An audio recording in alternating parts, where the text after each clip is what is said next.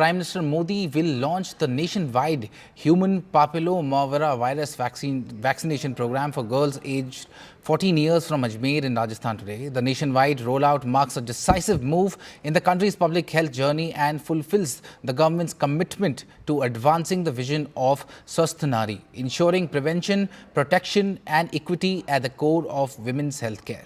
The program will target approximately 1.15 crore girls aged 14 years every year across all states and union territories. The vaccine will be provided free of cost at designated government health facilities. Vaccination will be conducted at Ayushman Arogya Mandirs, community health centers, sub-district and district hospitals, as well as government medical colleges and hospitals. And we are joined by Himani on this broadcast. A very good morning to Himani. What more can you tell us about this vaccine?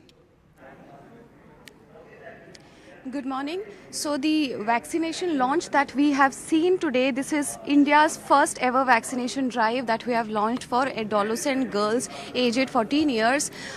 Immediately after the Prime Minister rollout of the campaign, the girls can immediately go to the public centers like Ayushman Bharat centers, district hospitals, medical government colleges and get their vaccination done. All the digital records of these vaccination will be provided on the UWIN platform, as we have seen during the COVID times also. However, in this case, we need parental consent or the guardian consent before the administration of the vaccine. One another thing which is very important, for the next 3 months, the campaign will be intensive and the girls who have turned 15 from the launch date of the campaign are also eligible, but for the next 3 months period only. However, this campaign targets only girls who are 14 years old and haven't touched 15 yet. The campaign will provide Gardasil 4 vaccine, which targets strains 6, 11, 16 and 18. 16 and 18 are those strains